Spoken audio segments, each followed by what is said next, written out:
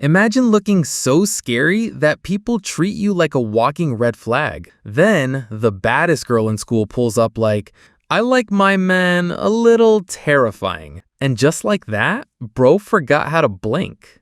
It all started when our boy Rintaro is in class, but mentally, he's already in bed. Man's yawning like a dying walrus, side-eyeing the all-girl school next door, then just faceplants into his desk like, please, let this lesson end faster than my will to live. Next morning, his boys suddenly get approached by two random goons like, yo, we want to say thanks to Rintaro for taking care of our friend last night. But the squad ain't trying to hear all that. They're just waiting for their homie to show up, not here for some weird bromance reunion. Then, Rintaro pulls up with full boss energy. Yo, what do you want? The two thugs saw their life flash before their eyes, screamed, not worth it, and ran for their lives like Sims with no pathfinding.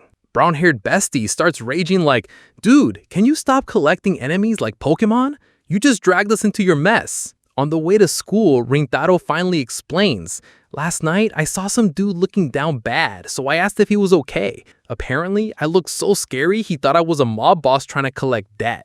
The squad just laughed like, okay, but you do look like you'd rob your own reflection. Can't even be mad. Suddenly, two girls from the fancy all-girls school pass by and instantly go from giggling to ghost mode. One of them drops a handkerchief. Brown hair bends down like a true gentleman to return it, and Shorty goes full Ice Queen like, ew, throw it away.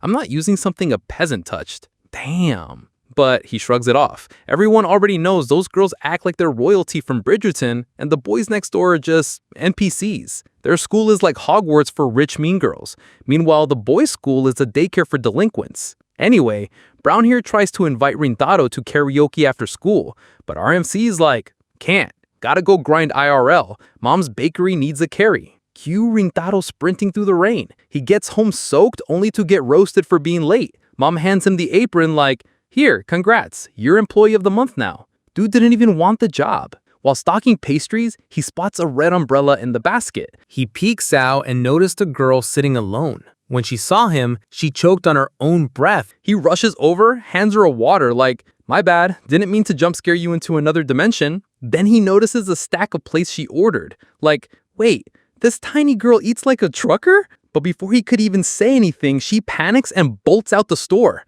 Rintaro's just standing there like, great, I scared her off again. Later that night, Mom's like, yeah, that's Garuko. She comes by once a month for sweets. Didn't think your face would terrify her into a sprint. Then adds, but hey, don't blame yourself. If she doesn't come back, I'll just trap her with free pastries. Next morning, Rintaro's overthinking every life choice, trying to plan a full apology mission. But his friend pulls up like, yo, lunch? And Rintaro just puts a hand on his shoulder like he's going to war. Today, I eat alone. Back home, mid-manga grind, Mom storms in. Somebody's here to see you. He walks downstairs. It's Garuko, standing there, low-key nervous. And what does she say? Let me treat you to a meal. Rintaro is shook. They sit down. She's got a strawberry cake in front of her, and he's just blinking like, wait, she's treating me to our cake from our store? She lowers her head. Sorry for running away yesterday. Then lifts her gaze, eyes locked on the cake, drooling like she hasn't eaten in 84 years. She looked too cute chunking on that cake, like a little gremlin that just discovered sugar.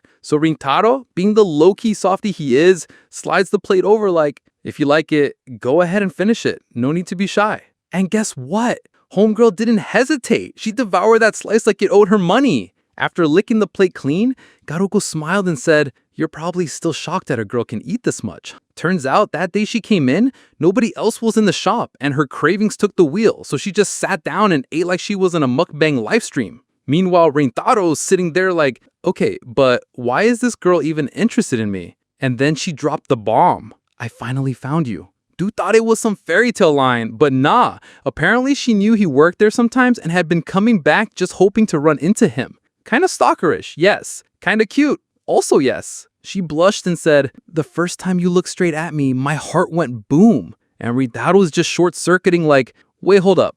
When I stare at people, they usually either scream or switch schools. But this girl, she's into it? Unable to process these unfamiliar feelings, aka emotional rizz overload, Rintaro just stood up and offered to walk her to the station. Because obviously, walking alone at night in anime equals guaranteed danger flag. At the door, she thanked him with the box of leftover sweets in hand and said, "It's okay, I can get there myself, it's not far." But right before leaving, she turned back with a smile that could cure seasonal depression and said, "You know, I never thought you were scary, not even a little." Then she dipped, casually dropping the most wholesome mic of the century. She even said she hoped they talk again soon, completely unaware that someone shady was already watching her. Back at home, loud noises upstairs. Rintaro's mom yells, "Turn it down! You're not in a nightclub." But our boy, he's just curled up in his room replaying everything like a rom-com binge session. All his life, people avoided him because of his villain face. And now this girl, this actual anime cinnamon roll, she's the first one to see past the exterior. Rintaro's chest is doing parkour with feelings he's never felt before. Suddenly, mom barges in like, "Hey, you said you walked that girl home, right?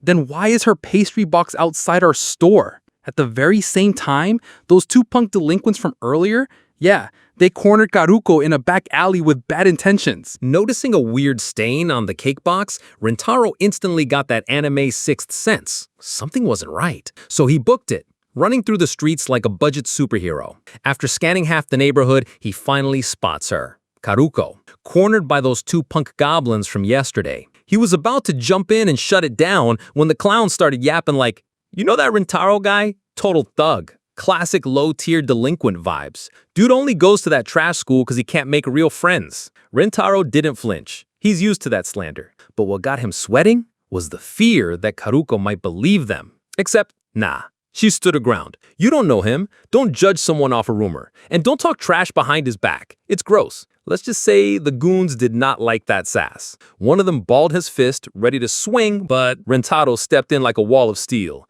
took the hit head-on, and shielded her with his whole body. Blood dripping, he snarled, "You guys bored of living or what?" The goons? Instant regret.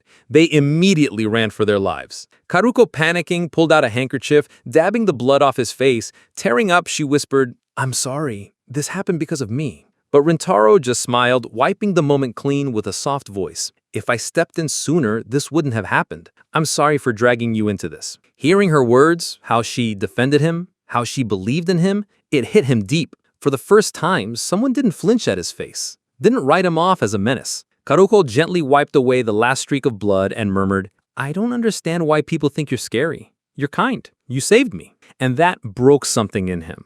In a good way. Rintaro had been treated like a monster for so long, but this girl's warmth, it felt like sunlight breaking through a dungeon. He walked her to the station, and just before she left, that smile again, that damn smile. "Next time, let's eat cake together, okay?" Bro stood there frozen, that grin permanently stamped on his heart. As Rintaro walked away, Karuko, now alone, let out the blush she was holding back the whole time. She could still feel the warmth of his hand, the way he protected her. Meanwhile, Rintaro sat in class like a zombie, couldn't even blink, couldn't focus. His mind was 100% Karuko core. He glanced out the window, casually checking the all-girls school, and there she was, behind the curtain, staring back, eyes locked. Heart racing, he yanked the curtain shut like he just saw a jump scare. Wait a damn minute. She's a student at that school?